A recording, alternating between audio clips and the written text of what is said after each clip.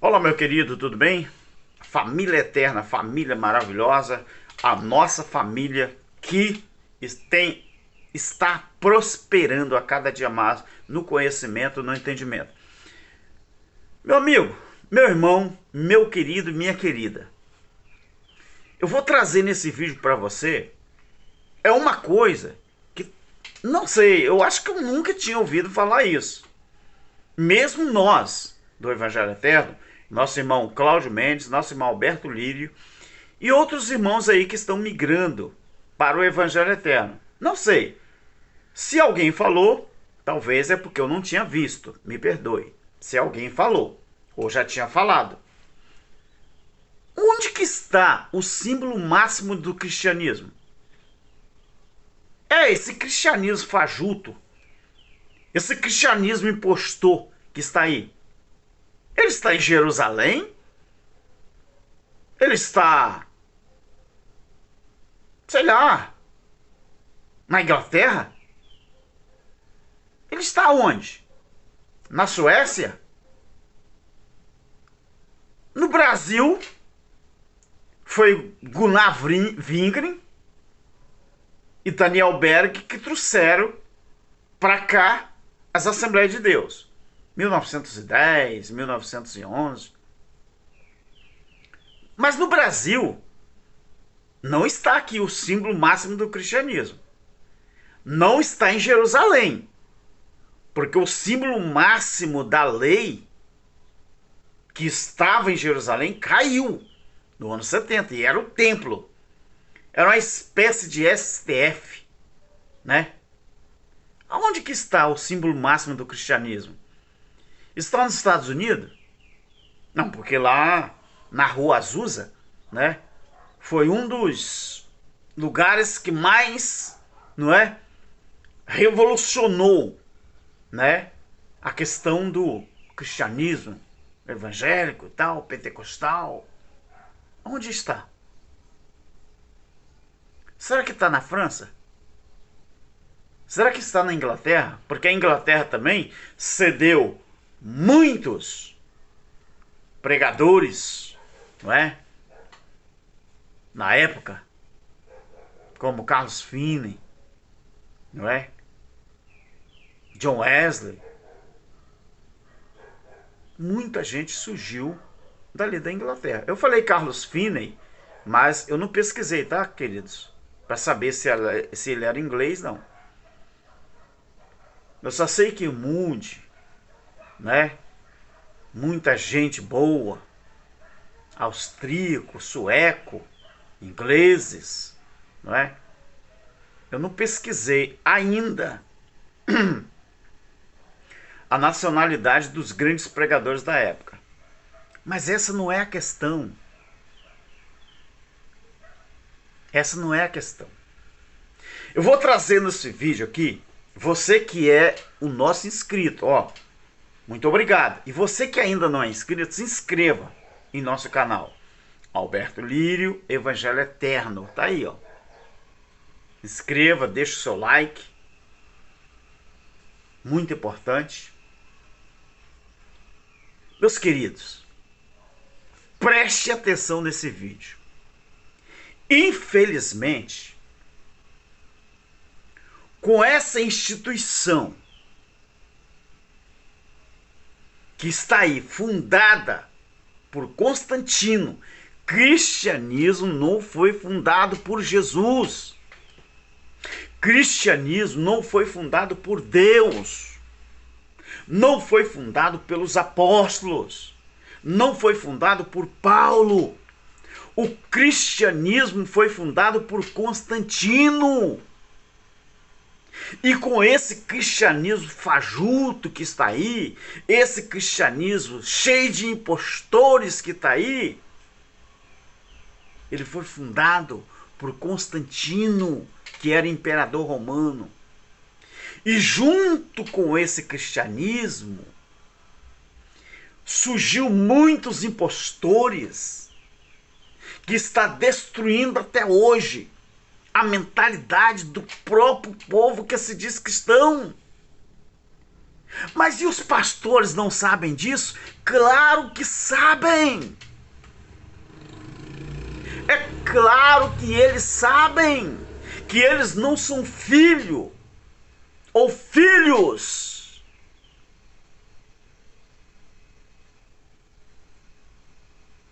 do Deus vivo e nem filhos do evangelho genuíno, puro, chamado de eterno. Essa corrupção evangélica, queridos, ela se alastrou no mundo inteiro de uma forma que ser evangélico hoje é sinônimo de gados manipulados por pastores, por líderes, bispos, apóstolos,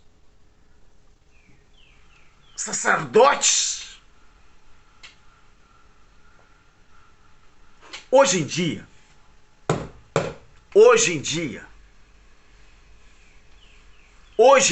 queridos, você acha que esses templos que são levantados hoje nas esquinas, nos bairros, nos grandes centros, eles são levantados em prol de vidas para o reino? O que existe é hipócritas, mentirosos, que pregam em prol de seus próprios interesses. Essa é a verdade, queridos. Olhe do seu lado, olhe para o seu lado, olhe para a televisão, apesar de que eu não assisto televisão, mas olhe para as redes sociais, faça uma pesquisa rápida e você vai ver os pastores hoje, os líderes, uma camisa bem coladinha no corpo, uma calça bem coladinha, um sapatinho de última moda, relógio de ouro que custa aí 100 mil, 200 mil no pulso do cara. O cara tem jatinho, o cara tem helicóptero, o cara tem lancha, o cara tem fazendas, o cara tem os melhores apartamentos, as melhores mansões. Se parecem com Jesus? É aquele Jesus de Nazaré que existiu, que hoje não existe mais. Esses homens se parecem com Jesus? Então você hoje em dia, que acha que ser evangélico é uma grande coisa, você está enganado. Ser evangélico hoje é sinônimo de gado sendo manipulado por esses pastores. E hoje em dia, esses templos que são erguidos não tem nada a ver com o evangelho genuíno de Apocalipse 14:6. O evangelho que ele foi proposto pelo próprio Criador para ser vivido e não para ser pregado para ganhar alma para alguma coisa.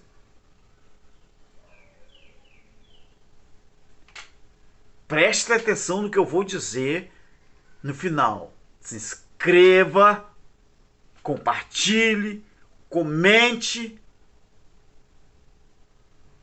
deixe o like. Meus queridos, a própria Bíblia, ela é um relato daquela época, da velha aliança, daquele velho sistema religioso. Lá,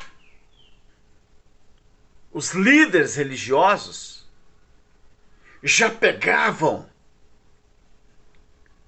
a lei de Moisés, estavam corrompendo ela para usar para os seus próprios benefícios. Aquele sistema religioso ele já foi inaugurado com prazo de validade. Porque nunca foi a vontade de Deus construir um templo, um tabernáculo, para que ele vivesse ali dentro, ou morasse pelo menos, ou se fizesse presente ali.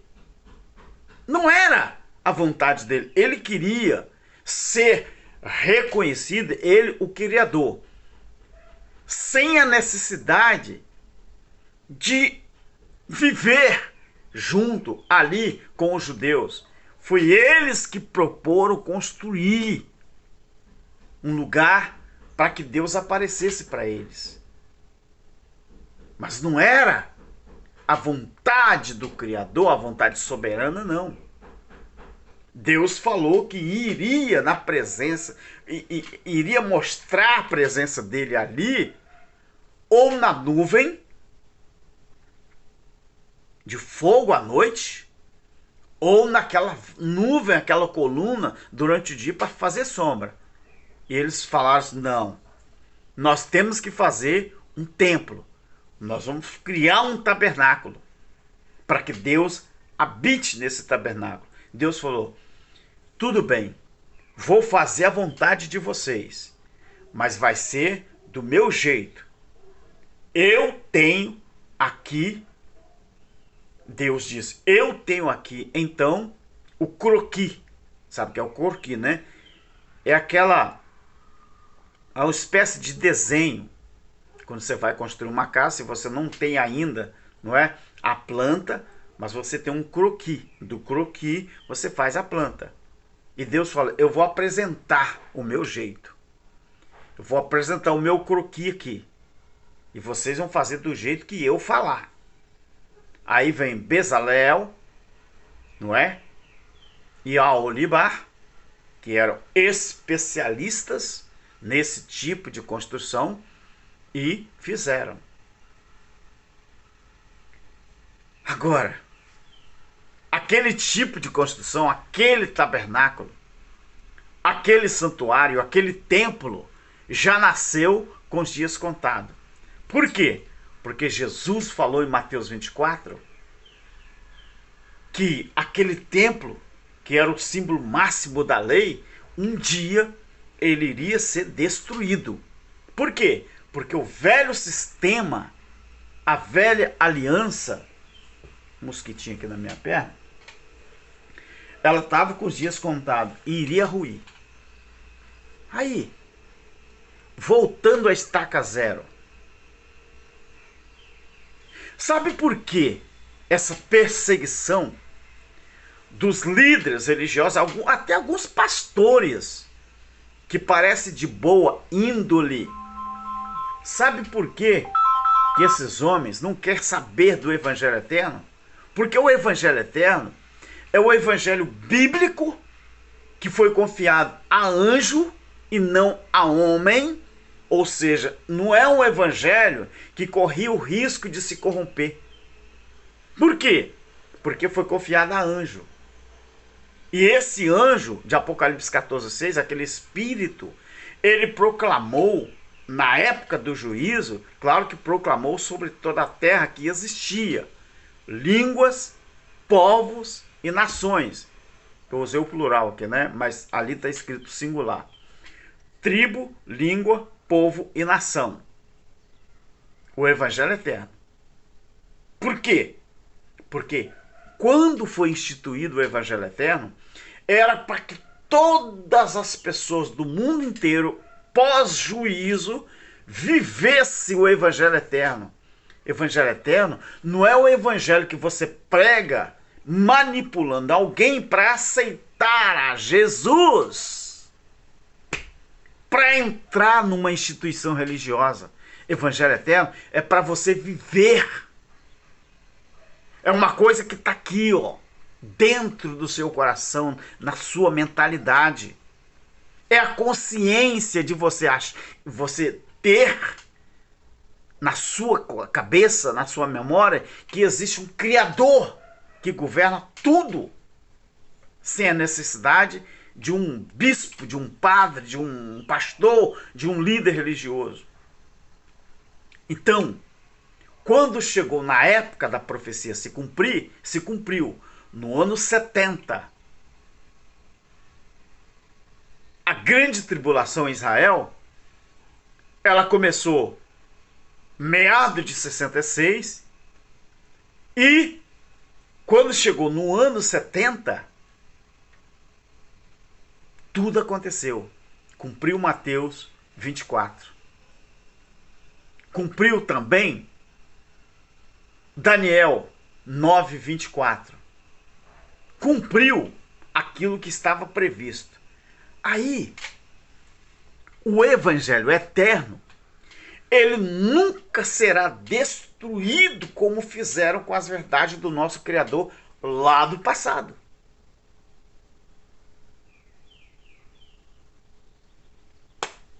Aí Constantino levanta. Constantino, o imperador, levanta. E faz o quê, queridos? Ele veio para reerguer aquele sistema que tinha jogado por terra, tinha sido jogado por terra. Ele vem, ressurge, agora não mais com o nome de velha aliança, com o nome de cristianismo. É um cristianismo fajuto, cristianismo cheio de impostores. Aí eles não levantam mais o STF da lei de Moisés em Jerusalém, o templo. Agora, o símbolo máximo do cristianismo impostor, fajuto, corrompido, está onde? Foi levantado em Roma. Em Roma. O símbolo máximo do templo evangélico, o símbolo máximo desse cristianismo que está aí, está em Roma, não está em Jerusalém, não está na França, não está no Brasil, não está nos Estados Unidos, não está na Inglaterra, está em Roma. E qual é o nome? Não é mais Sinedrim, não é mais Sinédrio. Qual é o nome agora? Vaticano. Vaticano. O símbolo máximo do cristianismo corrompido. Deus abençoe. Espero que você tenha entendido. Tchau.